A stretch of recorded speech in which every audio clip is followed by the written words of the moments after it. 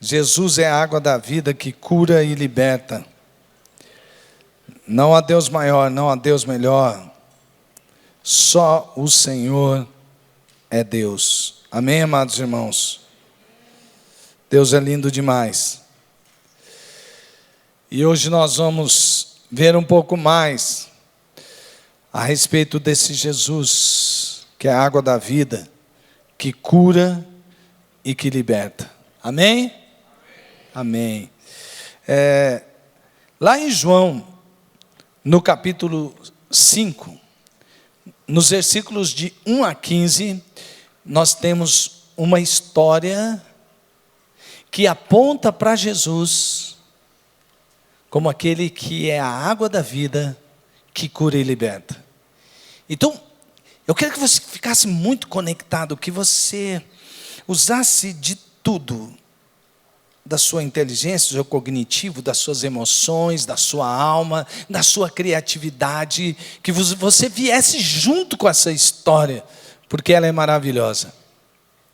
Essa história, ela acontece quando Jesus, depois das suas caminhadas anunciando o reino, ele estava na Judeia, vai para Galiléia, passa por Samaria, encontra-se com pessoas, mas quando ele volta para Jerusalém, ele está ali à porta das ovelhas. Jerusalém tem muitas entradas, e aí Jesus então entra ali na porta das ovelhas. Naquela porta tinha uma piscina,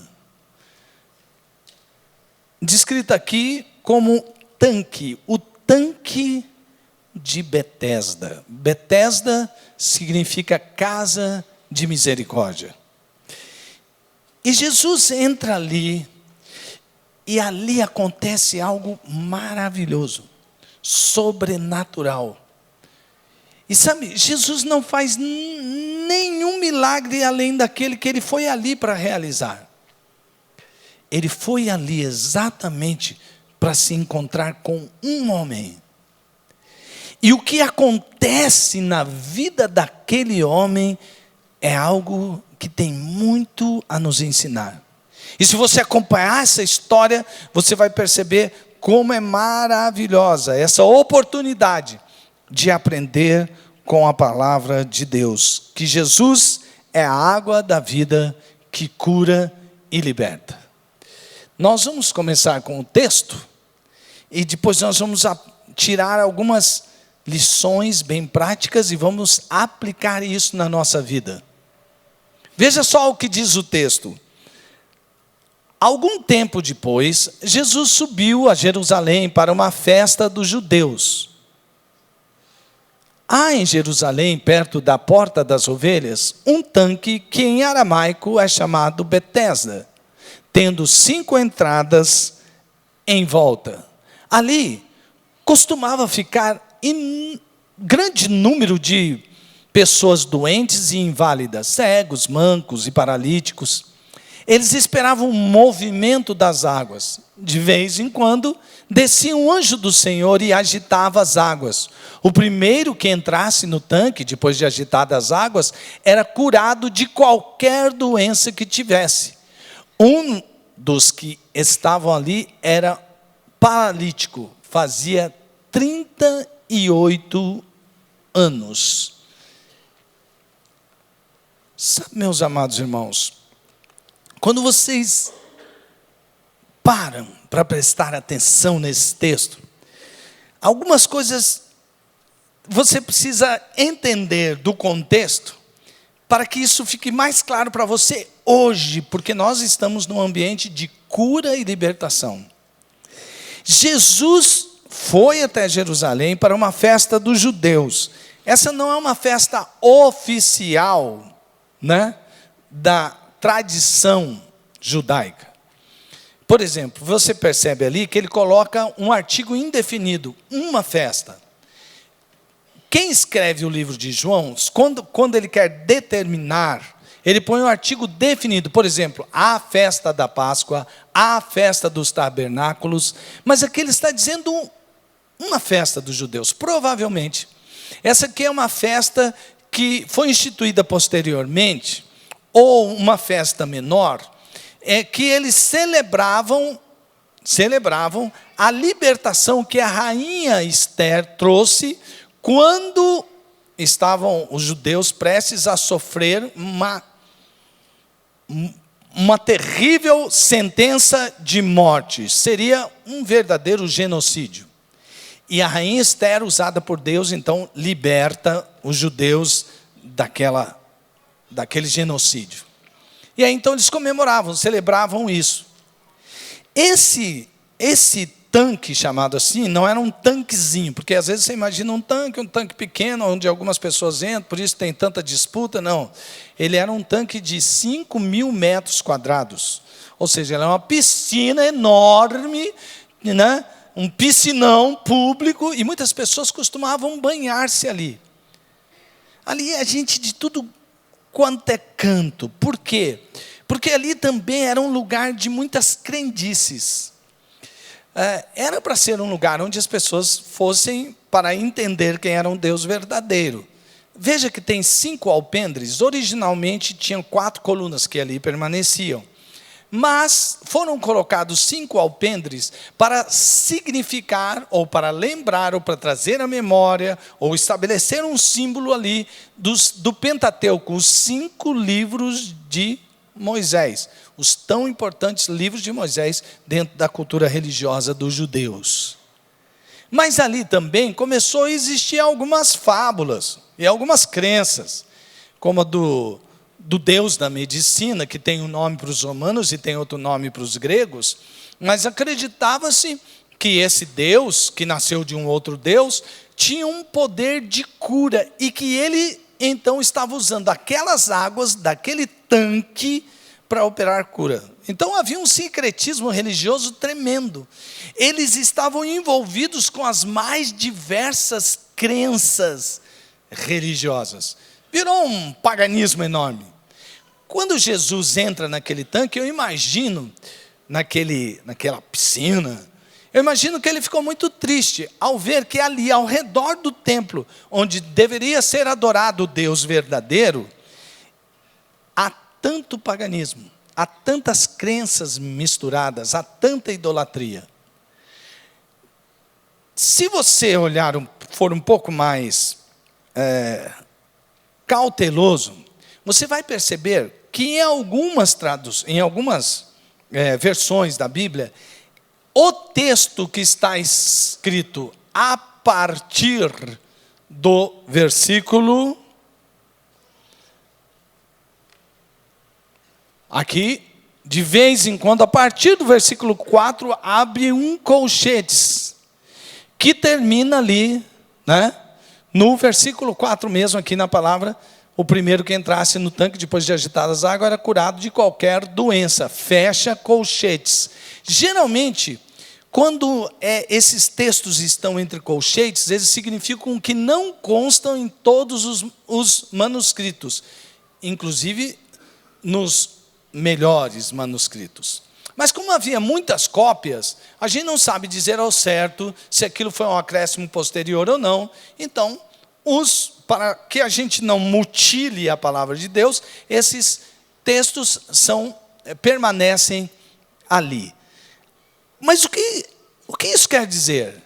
Que aqui há só uma narrativa. Ele não está dizendo que verdadeiramente um anjo do Senhor mexe. É que eles criam que um anjo do Senhor de vez em quando descia ali.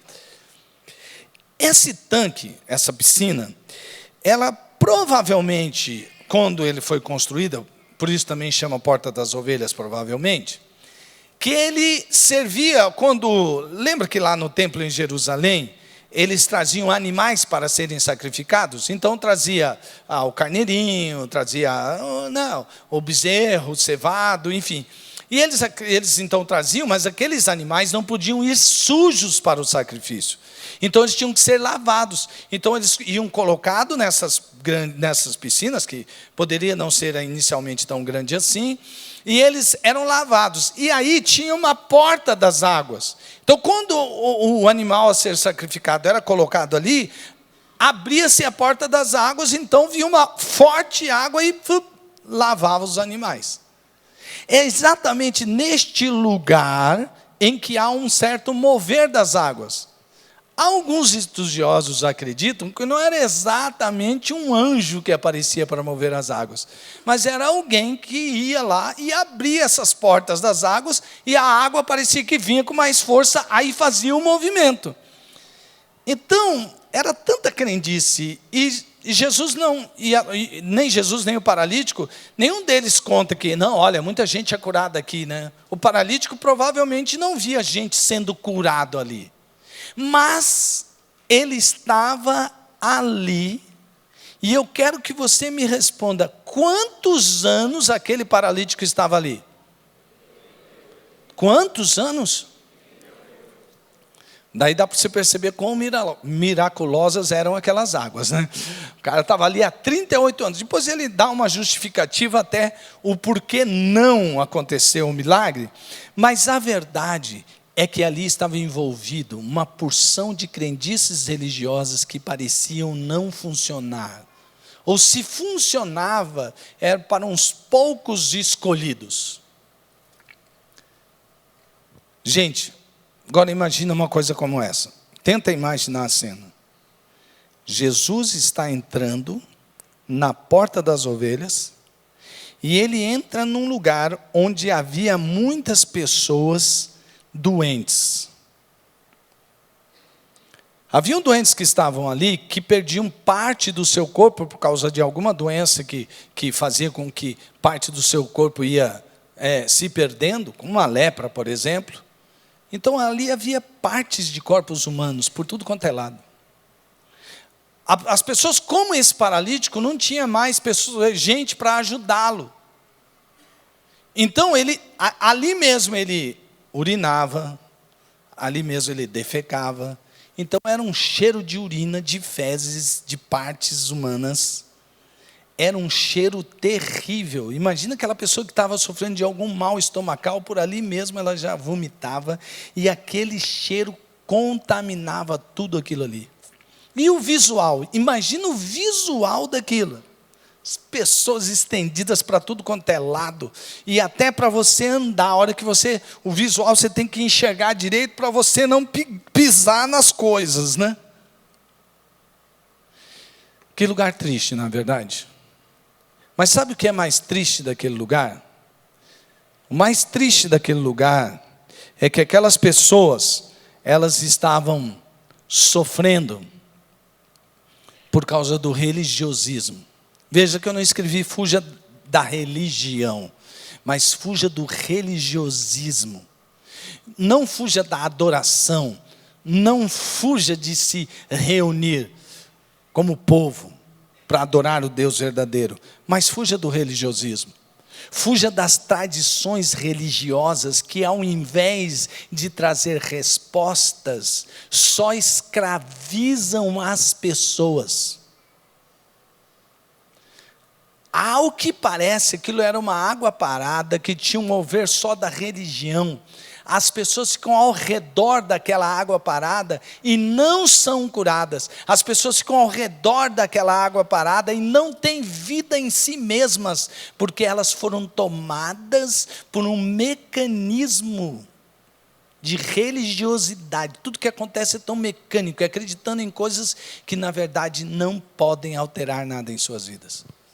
Quando hoje você vê também muitas pessoas usando numerologia, usando artifícios, objetos, elementos, para dizer, se você beber isso aqui, se você fizer isso aqui, se for tantas vezes, se você pôr e beber assim, assim, assim, se alguém chegar por aqui e orar, mas se for o fulano, ou se for um número X, e aí você vê, será que tem acontecido algo de verdade?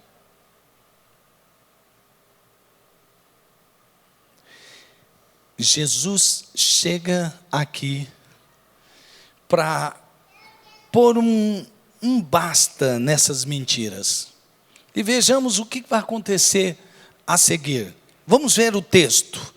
Primeiramente, nós aprendemos, fuja do tradicionalismo religioso. Isso escraviza e paralisa.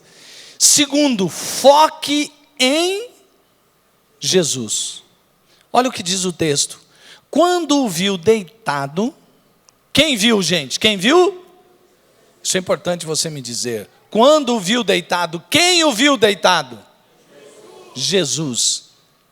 E soube que ele vivia naquele estado durante tanto tempo, Jesus lhe perguntou: você quer ser curado? Disse o paralítico: Senhor, não tenho ninguém que me ajude a entrar no tanque quando a água é agitada. Enquanto estou tentando entrar, outro chega antes de mim. Essa é uma história que precisa ser bem contada, né? E bem percebida. Veja só. Quando esse homem fala isso, ele entende a pergunta de Jesus, porque parece que não, né? Quantos anos estava aquele paralítico ali? 38 anos. Bom, né, é o seguinte, ele estava paralítico, ele acreditava naquilo, não sei se de vez em quando ele ia embora, ou de vez em quando ele voltava, alguém ajudava, tirava ele dali, enfim. Mas ele vivia naquela prisão de acreditar em crendices que nunca resolveram nada na vida dele. E Jesus pergunta para ele, ele está ali no tanque, procurando as águas, e Jesus pergunta para ele: você quer ser curado? Não, Jesus, eu estou aqui só de turismo, entendeu? Eu estou aqui vendo, a hora que vai movimentar as águas, aí de repente entra, quem já pensou, eu ver alguém ser curado? Vai ser legal, Jesus. Então por isso que eu estou aqui. Claro que não. Ele entende o que Jesus está querendo dizer. Ele entende que Jesus está o provocando para alguma coisa. Ele diz: Jesus, sim, eu quero. Não é falta de esforço meu mesmo, não. É que sabe o que é? Eu sou paralítico, o senhor está vendo. E já não tem mais ninguém que me ajuda. Quando a água se mexe, eu não tenho mais ninguém, eu não tenho ninguém que possa me ajudar a ir até o poço. E aí quando eu chego depois, e como é só a primeira pessoa que senta ali, que é curado, então não há chance para mim. Aquele homem, ele está vivendo uma história de miséria humana. E sabe, alguns estudiosos vendo os sinóticos, e não é diferente aqui em João, são 4 sinóticos e o Evangelho de João. Eles percebem que a miséria humana e a presença de Jesus se atraem. Miséria humana e a presença de Jesus se atraem. Onde há miséria humana, ali se encontra Jesus. A escolha que Jesus faz daquele homem não é aleatória. Perceba que quando viu deitado e soube que ele vivia naquele estado durante tanto tempo, Jesus lhe perguntou: quem explicou para Jesus a respeito que aquele homem estava tanto tempo assim? Ele já sabia, porque ele conhece as dores da alma de cada ser humano. E as dores da alma do ser humano, elas são um grito ao Jesus que é cheio de graça e de amor, e que quer atender o ser humano quando ele está na sua profunda miséria. Então ele chega naquele homem, e aquele homem responde para ele: ô Jesus, eu estou só, não tem ninguém por mim. Quando a gente lembra de paralítico, a gente lembra daqueles 4, lembra daqueles 4 que eram amigos do paralítico, que eles pegaram o paralítico, colocaram numa maca, um segurou em uma ponta, outro na outra, outro na outra, 4, aí faz um buraco no teto e desce o paralítico. Que legal ter amigos como esses, né? Pois é, mas esse paralítico agora, eu acho que ele já não tem mais ninguém. Aqui não é o paralítico que vai a Jesus.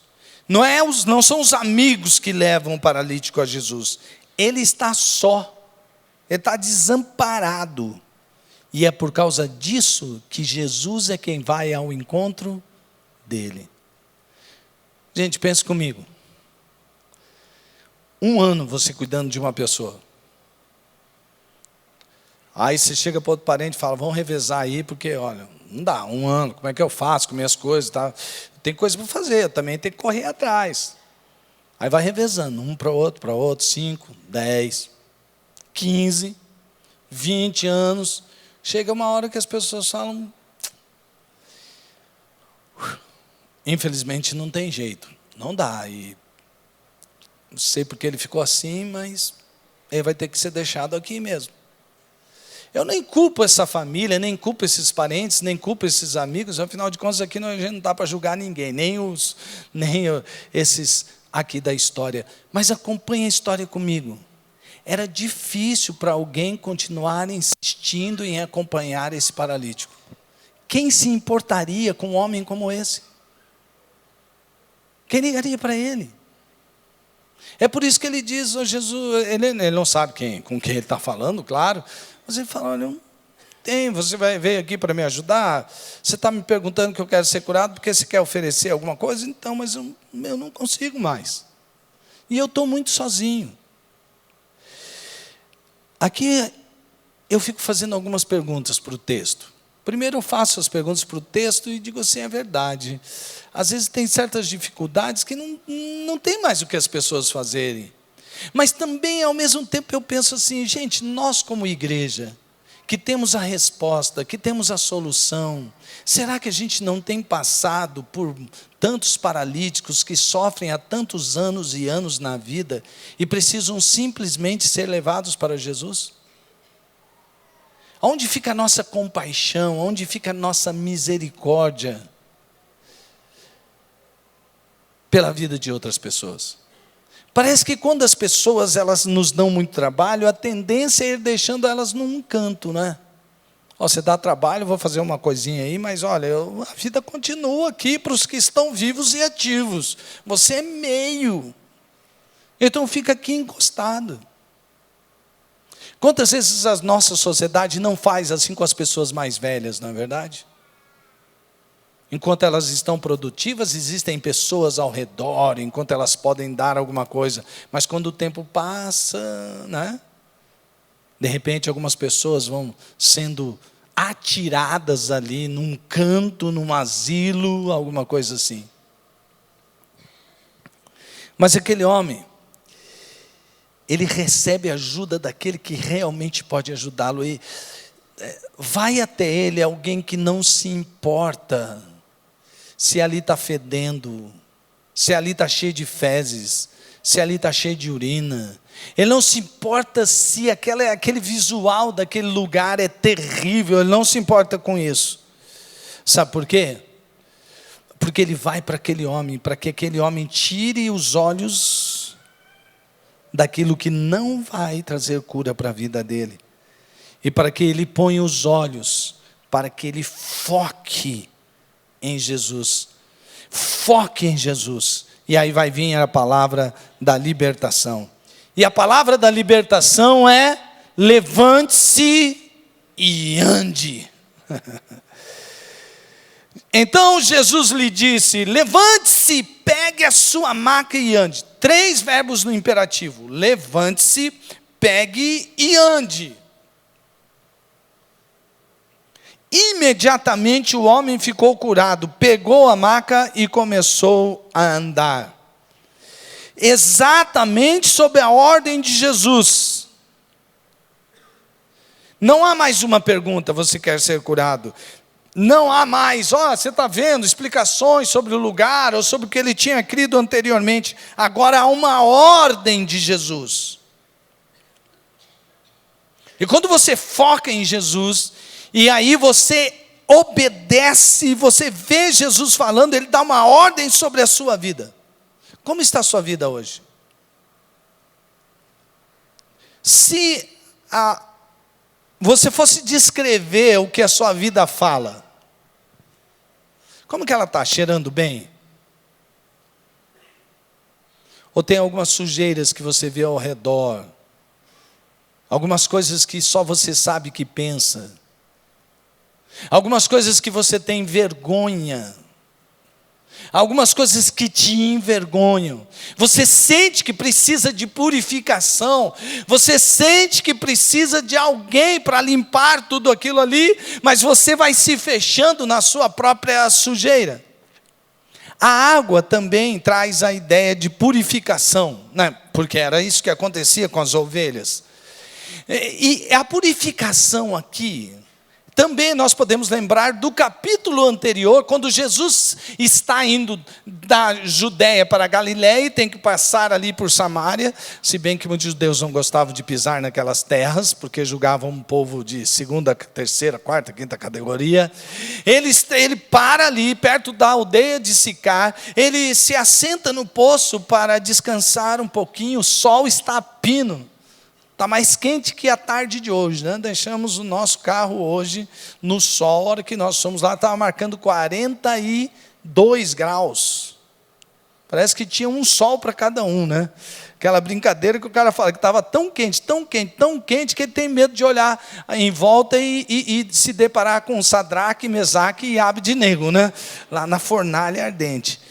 Pois é, então, quando Jesus está aqui e dá essa ordem, ele não está se importando como é que está o estado daquele lugar, ou o estado daquele homem. Muitas vezes, a sua vida não está lá muito legal. E você começa a se esconder atrás de algumas coisas. E você começa a viver num certo tipo de religiosidade, onde você pensa assim, pelo menos se eu fizer isso, Deus não vai me castigar.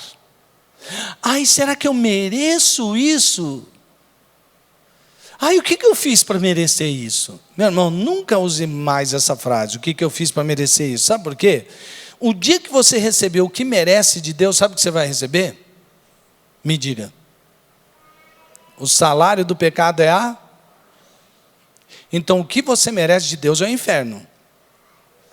Mas Deus é poderosamente amoroso, que ao invés de lhe dar o que merece, Ele veio ao seu encontro para tirar de você onde você estava, para dizer agora foque em mim, construa a sua vida em cima da minha graça, porque eu tenho perdão para você. Aquele homem Jesus vai até aquele homem, assim como foi até aquela mulher. Jesus está cansado ao lado do poço, e aí então ele se aproxima dele uma mulher. Quando aquela mulher se aproxima de Jesus, ela é uma mulher envergonhada, com autoestima baixa. Ela é uma mulher que não se sente pertencente. Ela é uma mulher que não vê futuro para a sua vida. Ela é uma mulher sem identidade, sem propósito, sem significado.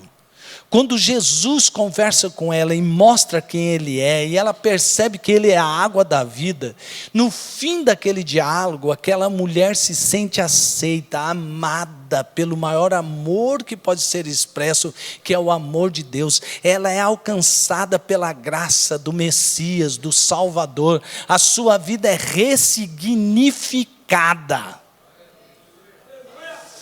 Este homem também, quem vai se importar com o paralítico há 38 anos, ele não consegue se mexer, não consegue trabalhar, ele não consegue ter que, de repente posso dar uma esmola para ele, fazer alguma coisa por ele, mas Jesus vai ali naquele tanque, naquela piscinona, naquele lugar grande, onde todos esperavam por cura, e havia milhares de pessoas ali. Ele vai atrás daquele único homem que se sentia desprivilegiado, porque ele não conseguia ser o primeiro, aquele que merecia a cura de Deus.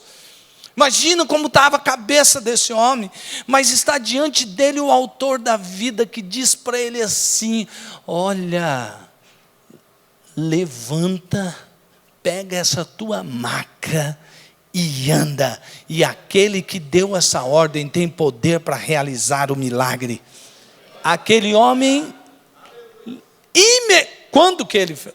Imediatamente o homem ficou curado, pegou a maca e começou a andar. Quantos anos aquele homem ficou esperando o milagre daquele poço? Quantos anos? E quando Jesus dá essa ordem, quanto tempo dura para ele ser curado? Uau! Você está exatamente nesse ambiente de cura e libertação.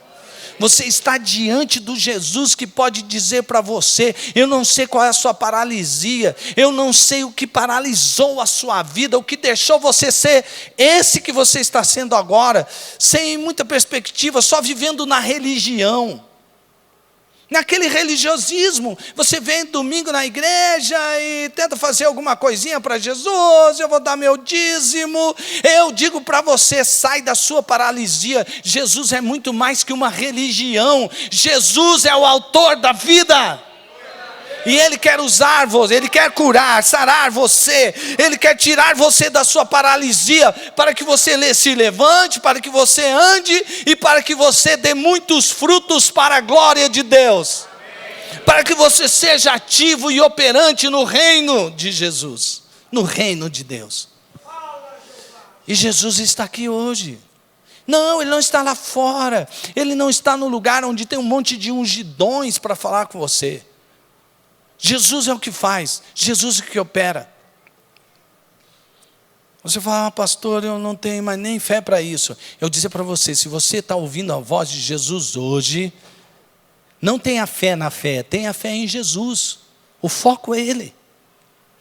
Uma vez, uma irmã me chegou, ela era médica, ela é médica, e disse assim, pastor, você pode orar pela minha irmã? E como ela era da ciência ali, ela disse, olha, tudo que a ciência poderia fazer para tentar melhoras, ela já fez. E ela não melhora, ela só piora. E ela está no CTI. Eu já vou te preparar, o que você vai ver não é alguma coisa que vai inspirar para ter fé, para curar. Muito bem, eu orei, e o Senhor me levou até aquele CTI. Quando eu cheguei e vi aquela moça, nossa irmãzinha, ela era pequenininha, mas ela estava tão magra, mas tão magra, mas tão magra, que ela parecia uma criancinha. E eu disse assim, meu Deus, se a própria irmã, que é médica, diz que nada que faz, para mim, o que pode fazer? Mas naquele momento, eu me lembrei de Jesus e seus milagres. E me lembrei que Jesus é o mesmo de ontem, hoje e será para sempre. E eu impus as minhas mãos e eu orei por aquela irmãzinha. Ela está viva até hoje. Glória a Deus.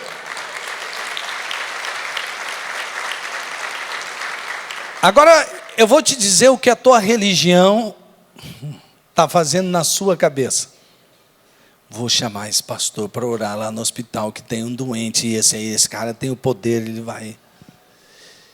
E eu vou dizer uma coisa para você, abandone sua religiosidade, de acreditar que precisa de um ungidão para ir lá orar pela pessoa. Você é um homem de Deus, você é uma mulher de Deus, cheia do Espírito Santo. Impõe as suas mãos. Eu não estou dizendo que a gente não possa chamar uns aos outros para orar, meus irmãos, não é isso não. Pode chamar, a gente vai lá, você vai lá, vai ver outra pessoa. Deus deu dons aos homens, não é? Às vezes você percebe que uma pessoa tem um dom para orar e a pessoa ser curada, não é verdade? Sim, não estou dizendo nada contra isso. Eu só estou dizendo para você não trocar as coisas. Quer ver? Quando eu disse para você que aquela água se mexia, a pessoa era curada. Você imaginou, mas qual água que pode curar? Acho que não, acho que as pessoas estavam enganadas. Mas tinha toda uma crendice ao redor. Mas isso já aconteceu uma vez. Você quer ver? Naamã sofria de lepra. E uma serva dele, que conhecia o profeta Israel, levou ele ao profeta Israel, e o profeta disse o que para aquela menina? Vai e leva, fala para o teu senhor, o comandante lá do seu exército, que é necessário que ele vá ao Rio Jordão e que ele mergulhe, quantas vezes? E quando ele sair do 7º mergulho, ele vai ser curado.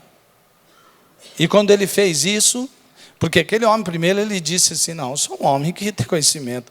Lá de onde eu venho, tem rios muito mais lindos do que esse Jordão barrento aqui. Como é que eu vou mergulhar nessa água e vou sair curado de um rio feio desse? Lá na minha terra tem rio muito mais bonito que esse aqui. Então, se era para vir aqui, sair de lá para ter essa resposta, melhor ter ficado no lugar que eu estava. Aí a senhora falou, olha, meu senhor, o senhor já tem um não. Tipo assim, vai atrás do sim. Ele falou, sabe que você tem aqui, custo, já vinha até aqui, mas vamos lá. Ele mergulhou no sétimo mergulho, ele estava curado. Agora, é a mesma coisa então. Já sei. Se alguém estiver doente, eu vou fazer um esforço, eu vou pagar uma passagem, eu vou lá no Rio Jordão e vou mergulhar 7 vezes no Rio Jordão. E no 7º mergulho ele será curado. Será? Não! Ou sim, se for Deus que mandar, ele será curado, porque o poder não está no rio no qual ele foi mergulhado, o poder está na palavra de Deus que saiu da boca do profeta. E o poder da cura está em Jesus. Em quem você tem crido? Em quem você tem posto a sua fé, a sua esperança?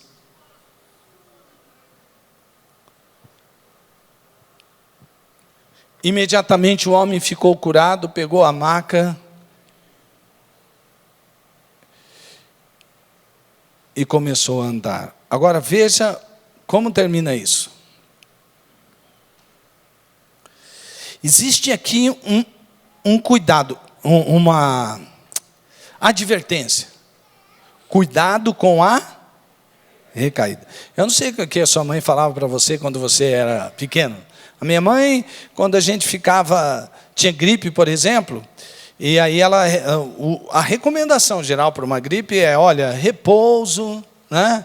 Evite sair no sereno, tomar água gelada, porque você está sarando aí, começa a fazer outras coisas, tem uma recaída. E a recaída é pior, hein? A recaída é pior. Mais ou menos nessa ideia que eu coloquei essa frase aqui. Mas perceba que é uma verdade aqui nesse texto, porque olha só o que diz o texto.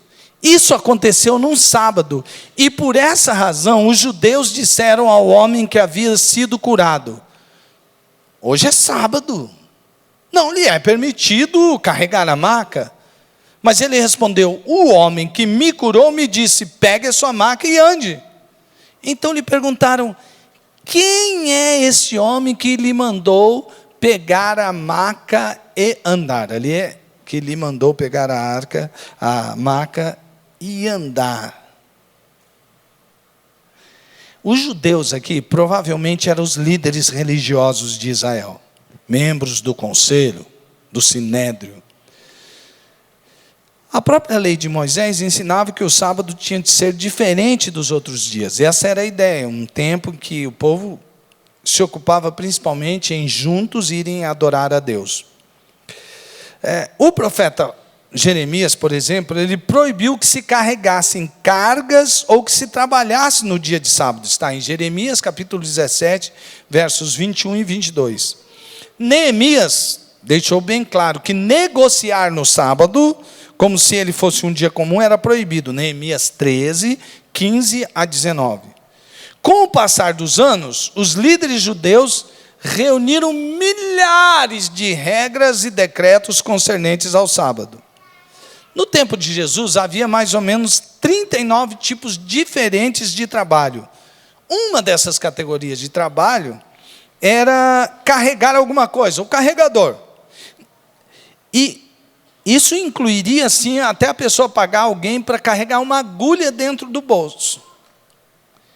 Então, segundo os judeus, se alguém carrega, está descumprindo a lei. Alguns mais radicais ponderavam até mesmo a questão de alguém usar dente postiço. Se você fosse andar com dente postiço, tinha que tirar o dente postiço, ou uma perna de madeira no sábado. Qualquer coisa. Violou a lei. Mas, na verdade, não violou a lei. A pessoa tinha apenas quebrado a tradição dos fariseus, que acrescentaram milhares de coisas à lei. Diante disso, a hora que ele é perguntado, só lhe resta dizer o quê? Foi o homem que me curou. Coisa que lá nos 5 alpendres, na tradição da nossa religião, eu não consegui cura nenhuma. Ainda que eu me misturei com tudo quanto é tipo de religião. Mas nunca nenhum de vocês veio me procurar e dizer assim, o que você está precisando? Agora, o homem que me curou, ele que disse, levante-se, pegue a sua maca e anda. Ele não sabia exatamente mais quem era Jesus. E ele saiu dali ileso, porque ele não foi culpado da violação, porque não foi uma violação intencional da lei. Foi alguém que fez um milagre, que o disse, olha, levanta, pega a tua maca e anda. Sendo assim, aqueles religiosos queriam saber, tá bom, então quem é que ordenou isso para você? Aí ele falou, Jesus. Ele falou assim, olha, foi o homem que me curou. Eu não sei o nome dele. Agora, aqui tem um detalhe interessante. Não importa quem você seja, não importa o tamanho da sua fé. Se você olhar para Jesus, ele vai dar uma ordem para você. Aí sim você pode aplicar a fé. Esse homem teve que aplicar a fé. Se ele não aplicasse fé, ele não ia pegar a maca dele e andar e ir embora. Ele aplicou fé, sim. Mas foi diferente do que aqueles que procuraram Jesus. Por exemplo, quando o cego gritava, Jesus, Jesus, filho de Davi, tem misericórdia de mim. Ele sabia quem era Jesus e o que ele poderia fazer. Quando a mulher que sofria do fluxo de sangue foi atrás de Jesus e tocou nas vestes dele, ela sabia quem era Jesus e o que ele poderia fazer. Este homem não sabia quem era Jesus, ele não foi atrás de Jesus, mas Jesus foi até ele e fez o que ele precisava. Quero dizer para você que está me ouvindo aqui agora, nesse momento, e está olhando olhos nos olhos, ou quem sabe você que está me vendo por algum canal como o YouTube, por exemplo, você não está ouvindo isto à toa. Assim como eu creio que Jesus escolheu aquele homem para falar com ele, Jesus escolheu você para entregar essa mensagem. E você precisa ouvir uma ordem de Jesus, independentemente do que você já viu ou não viu, do que você já desenvolveu de fé religiosa, coloque o foco em Jesus, porque Ele está dizendo para você agora, levante-se do lugar onde você está, tome a sua cama e ande. Vai viver a sua vida. Aquele homem não sabia sequer quem era Jesus. Aquele homem sequer sabia o que Jesus podia fazer por ele. Mas Jesus fez. E quando ele foi perguntado, ele vai e se encontra com Jesus no templo. E Jesus, veja, mais tarde Jesus o encontrou no templo e lhe disse, olhe, você está curado, não volte a pecar para que algo pior não lhe aconteça. O homem foi contar aos judeus que fora Jesus quem o tinha curado. Duas coisas aqui. Não, eu sei que na hora que fala isso aqui, para que algo pior, não volte a pecar, a gente já fica pensando, qual seria que o pecado que eu vou ficar pior ainda? Ai, meu Deus, será que Deus vai me castigar? Ai, será que é isso? Ai, será que é aquilo? Pare de pensar nisso.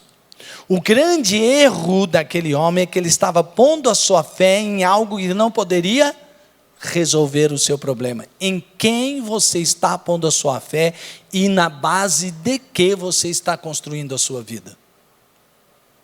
Porque quando você tiver um problema, vão apresentar a você várias saídas.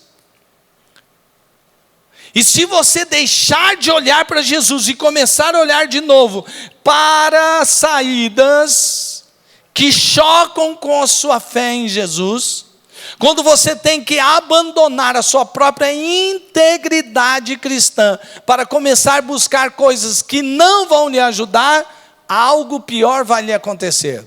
Mas enquanto você estiver pertinho de Jesus, você está construindo a sua vida em base sólida.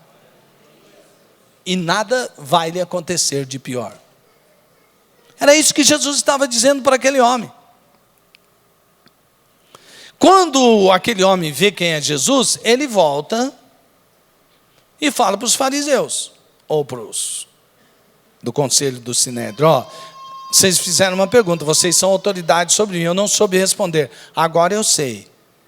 Quem me curou foi Jesus.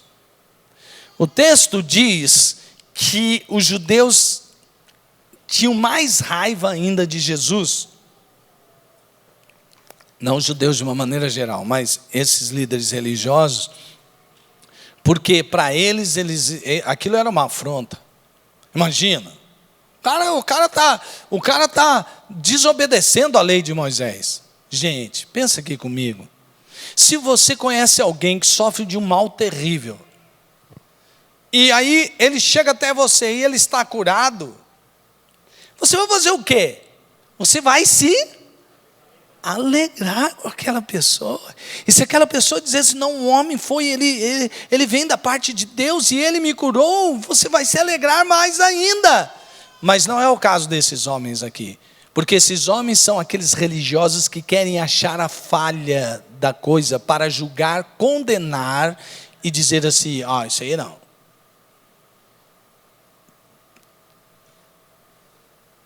Jesus ama você. Jesus é a água da vida. Então, se você quer ser curado, fuja do tradicionalismo religioso, fuja da idolatria. Isso escraviza e paralisa. Não, esse Deus, é até difícil falar o nome do Deus lá, eu erro quando eu falo, Eucoslápio, é um negócio desse.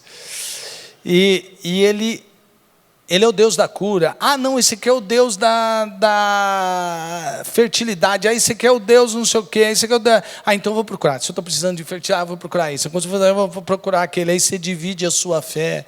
Saiba de uma coisa: é só Jesus, só Jesus, só Jesus, só Jesus. Porque Ele é suficiente. Ele é único e suficiente. Então, ponha foco em Jesus. Ele se importa com você. Levanta, anda, sai do lugar que te limita, sai desse lugar que está deixando você paralisado, vai para a liberdade em Cristo Jesus. E olha, cuidado com a recaída.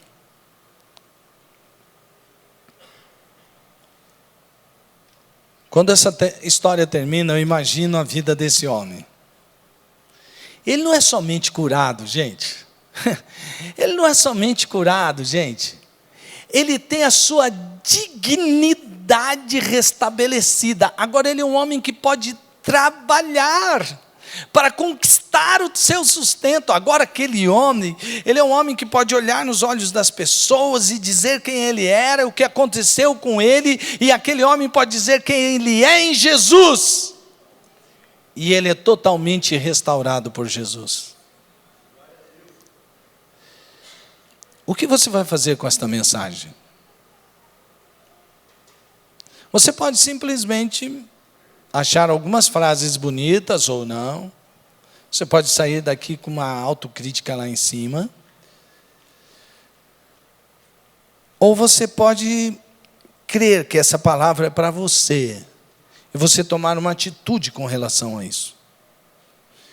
Eu não sei quanto tempo você ficou sofrendo com alguma coisa, mas aqui está Jesus, e este ambiente é um ambiente de cura e libertação.